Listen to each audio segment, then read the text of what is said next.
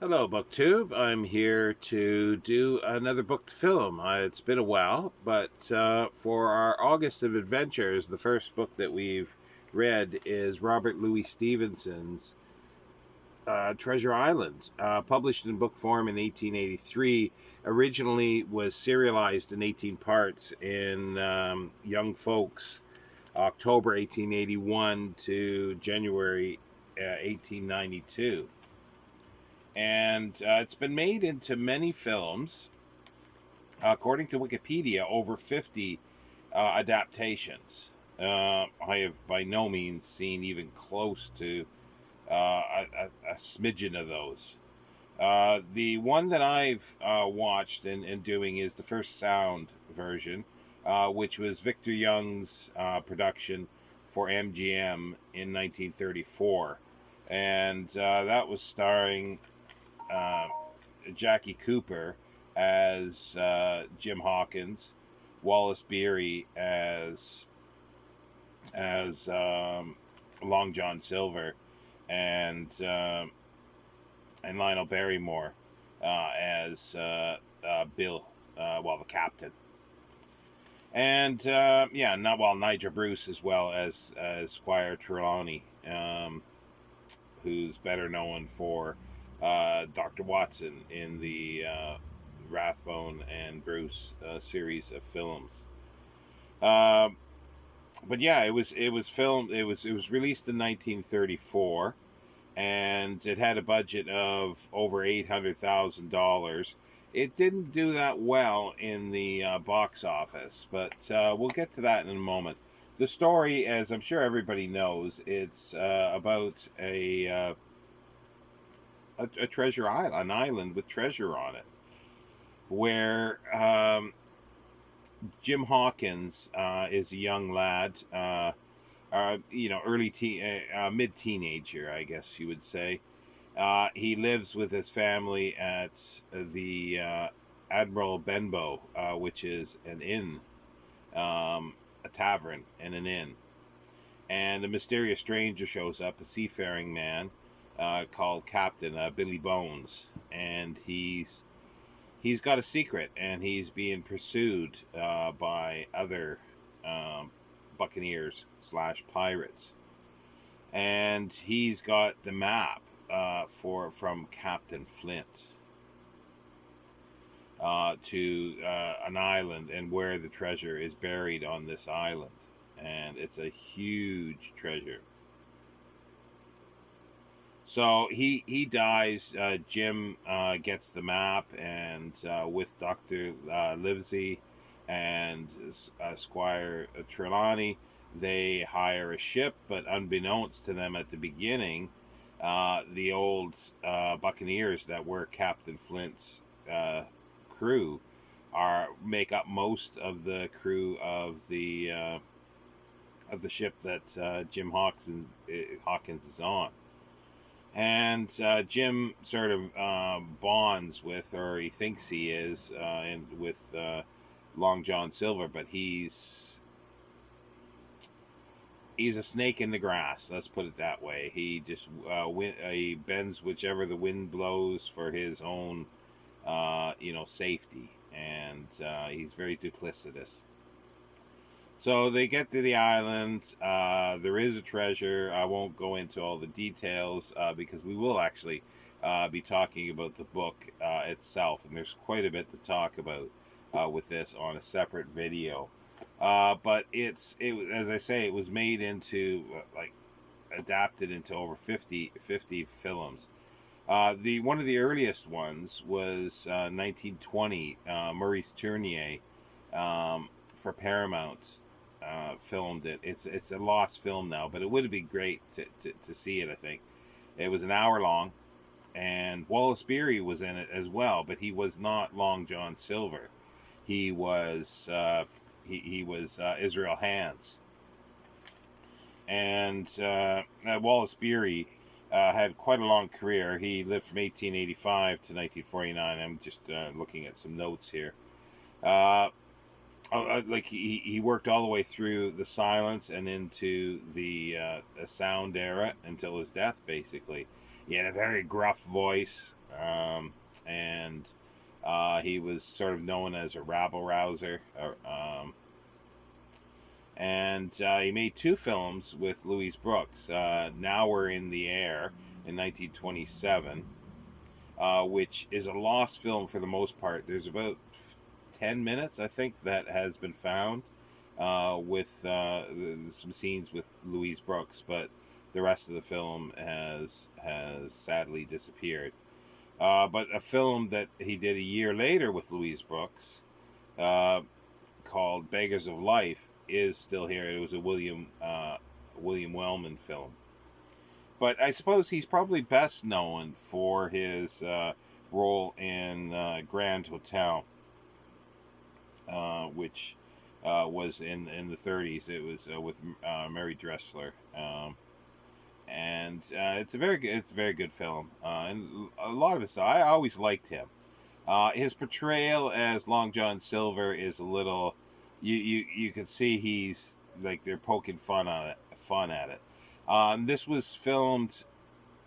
It must have been just at the cusp of the filming for the production code, because it is pretty brutal.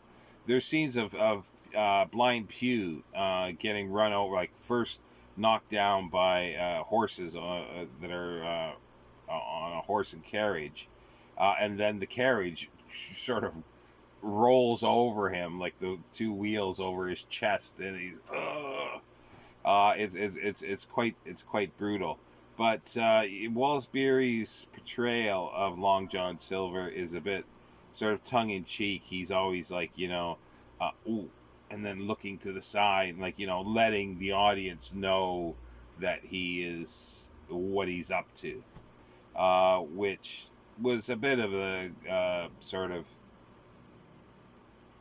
the convention of the time, but and it's, even though it's made for children, in a sense, it was still pretty brutal. Like there's some brutal scenes.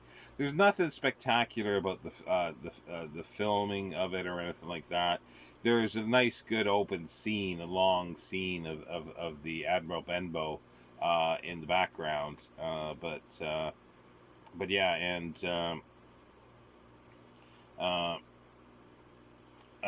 what's his name plays? Jackie Cooper plays Jim Hawkins. He was a child actor. He started in the 1920s with the Hal Roach's Little Rascals, or there's another name for him I can't remember now. But it's kind of strange because he continued working. He was on the first Superman film in the late 70s, and he still, like in his 50s and 60s, he still looked like he did when he was 10 years old or younger. He was the youngest to be nominated for Best Actor, youngest when he was 9 years old in Skippy, 1931. But he lived from 1922 to 2011, and John Barrymore played the captain, the Billy Bones, and he's from a well-established acting family. Ethel Barrymore, John Barrymore. I think Lionel Barrymore was a better actor, in my opinion, than John Barrymore. Ethel Barrymore was excellent. She was extremely good. But Lionel was better, I think, than his brother. And Lionel Barrymore is probably best known for Mr. Potter, 1946 Frank Capra's It's a Wonderful Life.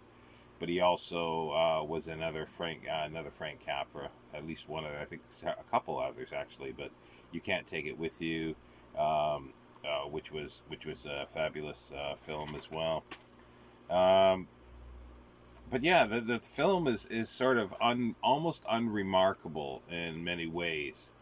Nigel Bruce plays Squire Trelawney, and obviously Nigel Bruce is best known for Dr. Watson, 1895 to 19. He lived from 1895 to 1953.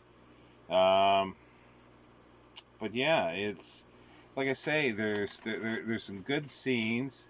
There is still a lot of humor to it, but and I didn't look up to see. I should have. I was curious to know. Like I like the character of Ben Gunn when they get on the island. I thought he was pretty good. Um, but then they shaft him out of he's the one that finds all the treasure, and then they say, oh well, it's ours. Yeah, right. Well, he did all the work digging it up and moving it. But yeah, it's I guess the best known. Well, I would say for my generation, the best known is the RKO slash Walt Disney 1950s version of Treasure Island with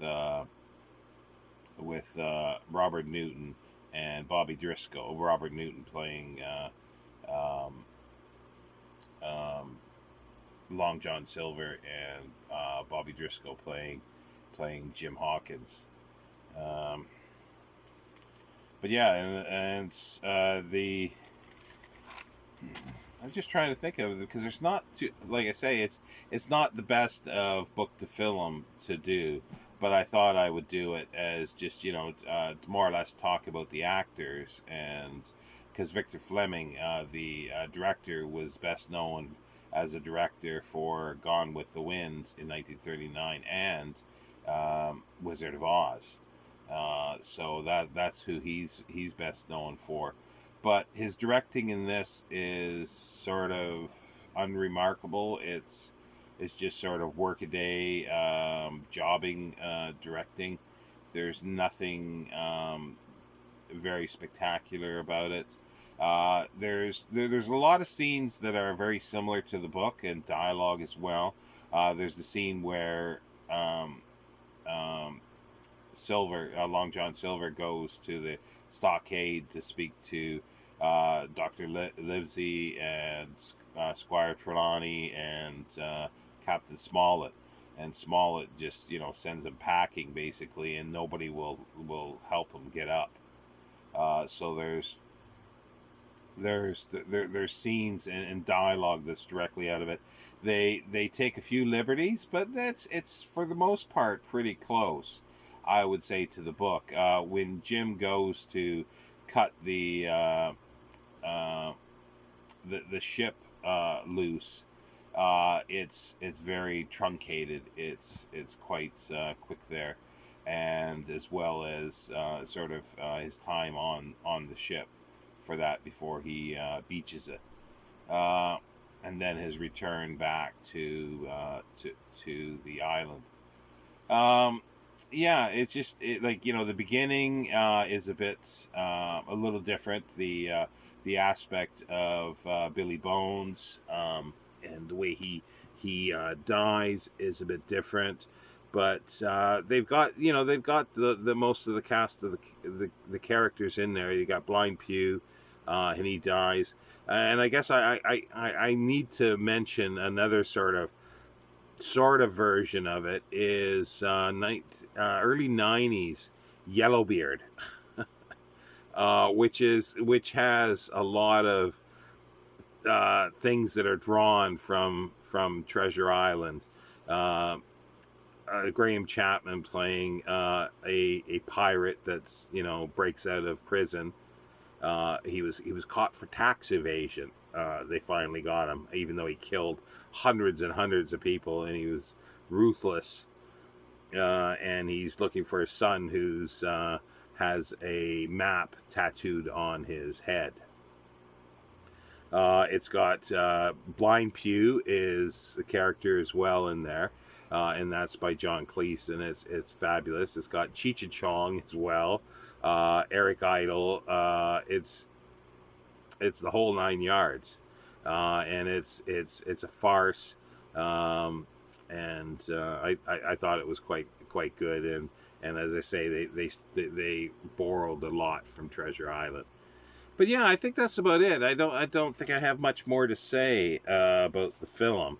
As I say, it's enjoyable. A lot of people have, which I can understand. There is a sentimental value for the 1950 version, and I can understand that. And it has a better atmosphere, actually, I think, than the 1934 one.